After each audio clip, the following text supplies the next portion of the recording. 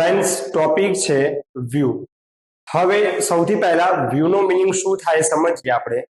તો મિત્રો ડેટાબેઝની અંદર ઓરિજિનલ ટેબલને હાઇડ રાખીને એનો એક ઓપ્શન એટલે કે એ ટેબલ જેવું સિમિલરી એક વ્યૂ બનાવવામાં આવે છે, એટલે કે ટેબલ જ બનાવવામાં આવે છે। યુઝર જે છે એની સામે વ્યૂ રજૂ કરવામાં આવે છે।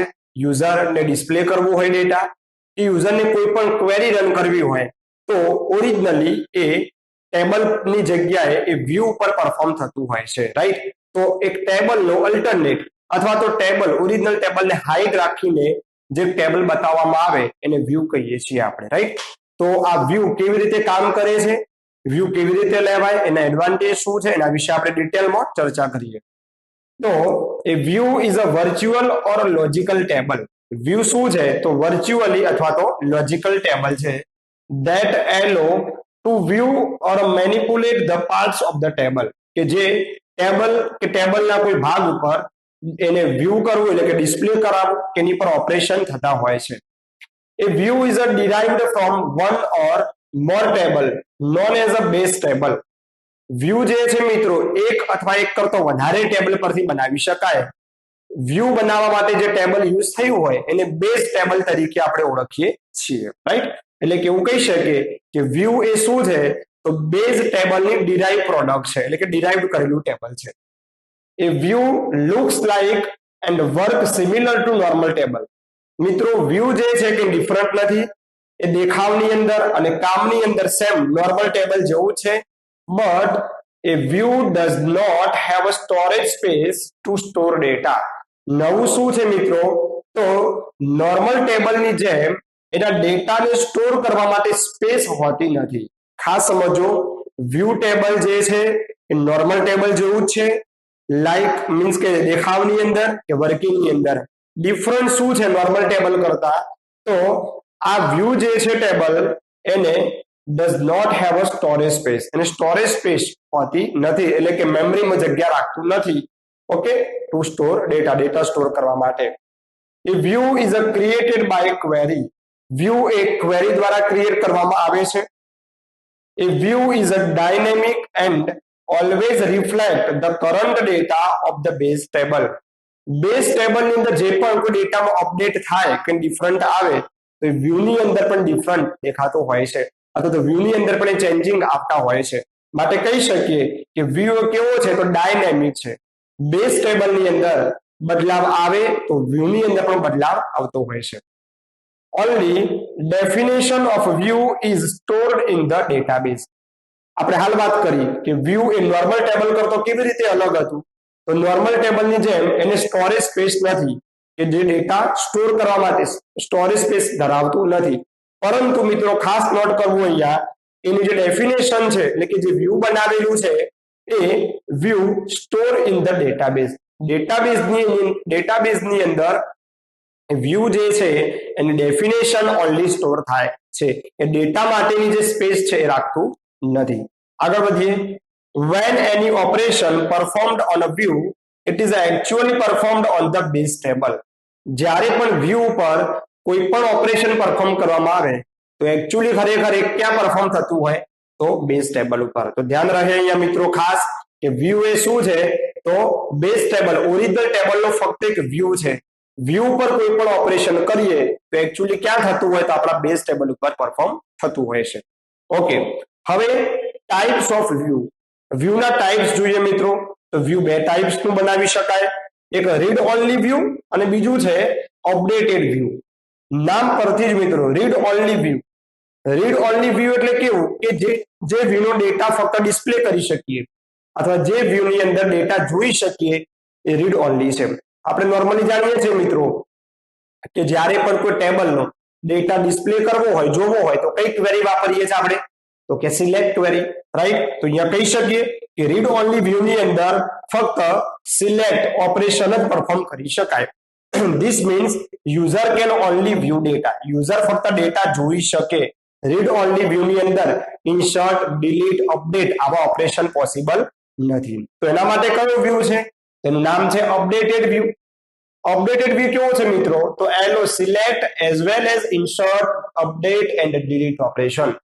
મિત્રો અપડેટેડ વ્યૂ એટલે એવો વ્યૂ કે જેની અંદર ડેટા ડિસ્પ્લે કરી શકાય એટલે સિલેક્ટ ક્વેરી પણ રન થાય અને એની અંદર ડેટા મોડિફાય પણ કરી શકાય એટલે કે ઇન્સર્ટ ડિલીટ અપડેટ સ્ટેટમેન્ટ પણ યુઝ કરી શકાય ક્લિયર તો વ્યૂ કેટલા ટાઈપ્સના બને ટુ ટાઈપ્સના એક છે રીડ ઓન્લી વ્યૂ જો તમે રીડ ઓન્લી વ્યૂ બનાવ્યો હોય તો એની અંદર ફક્ત સિલેક્ટ સ્ટેટમેન્ટ જ રન કરી શકાય એટલે કે એનો વ્યૂનો ડેટા ફક્ત જોઈ શકાય ક્લિયર અને જો અપડેટેડ વ્યૂ બનાવ્યો હોય તો બધા જ ઓપરેશન એમાં પરફોર્મ થઈ શકે ઓકે તો વ્યૂ કોને કહેવાય એની થિયરી અને એના ટાઈપ્સ વિશે આપણે અહીંયા જોયું હવે મિત્રો વ્યૂ કેવી રીતે ક્રિએટ કરાય એની સિન્ટેક્સ જોઈએ તો ક્રિએટિંગ અ વ્યૂ સિન્ટેક્સ છે એની ક્રિએટ ઓર રિપ્લેસ જો ફર્સ્ટ ટાઈમ બનાવતા હોઈએ તો ક્રિએટ અને જો બનાવ્યા પછી ઓલરેડી એક્ઝિસ્ટિંગ છે બનાવેલું છે ચેન્જ કરવું છે તો રિપ્લેસ તો create or replace view name right view name આપણે આપવાનું હોય છે એઝ સિલેક્ટ કરી અહીંયા ક્વેરી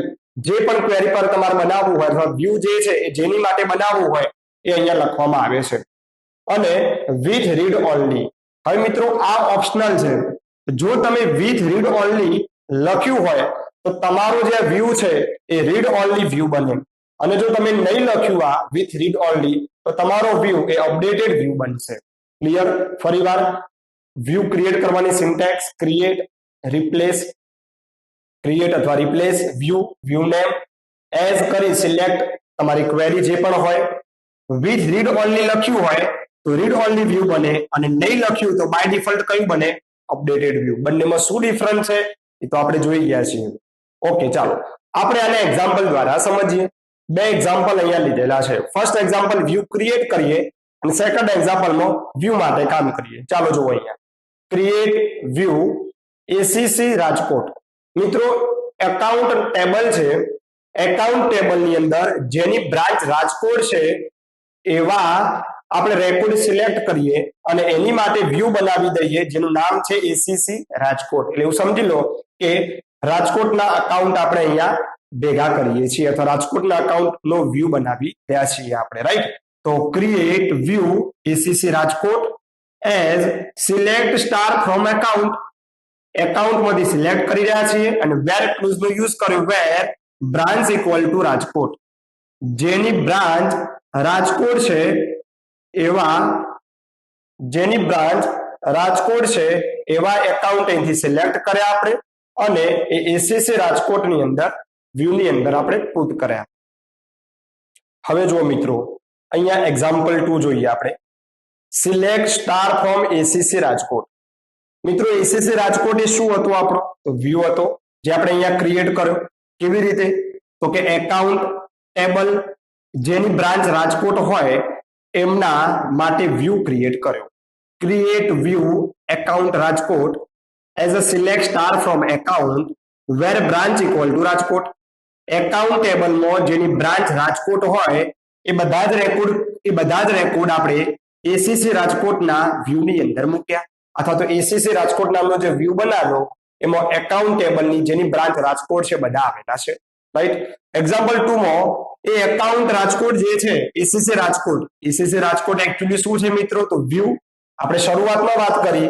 કે નોર્મલ ટેબલ ઉપર જેમ ક્વેરી રન કરીએ છીએ એમ વ્યૂ ઉપર પણ બધી ક્વેરી રન થઈ શકે રાઈટ તો એસીસી રાજકોટ ઉપર આપણે સિલેક્ટ ની ક્વેરી રન કરી તો આઉટપુટમાં શું આવે તો એકાઉન્ટ નંબર બેલેન્સ બ્રાન્ચ તો એ 10 અને એ 18 બેલેન્સ છે 11000 5000 અને એ લોકોની બ્રાન્ચ કઈ હશે તો રાજકોટ કેમ કે આપણે એકાઉન્ટ ટેબલમાં જેની બ્રાન્ચ રાજકોટ છે એ બધા માટે વ્યૂ ક્રિએટ કર્યો હતો એસીસી રાજકોટ અને એક્ઝામ્પલ 2 માં એસીસી રાજકોટના બધા જ કન્ટેન્ટ આપણે પ્રિન્ટ કરાવી દીધા એટલે કે સિલેક્ટ ક્વેરી યુઝ કરી ઓકે તો અહીંયા આઉટપુટ આવે વ્યૂ ક્રિએટ થયો અને અહીંયા આઉટપુટ જે છે મિત્રો એ આપણા એસીસી રાજકોટનું આઉટપુટ જે છે એ બતાવે ક્લિયર તો આ રીતે આપણે વ્યૂ નું એક્ઝામ્પલ પણ જોયું હવે મિત્રો વ્યૂ ના એડવાન્ટેજ ની વાત કરીએ કે વ્યૂ ના ઉપયોગથી કયા ફાયદાઓ થાય તો પહેલો view the data without storing the data into the object મિત્રો આપણે શરૂઆતની વાત કરી કે સ્ટોરિંગ ની અહીંયા સંગ્રહ કરવાની કોઈ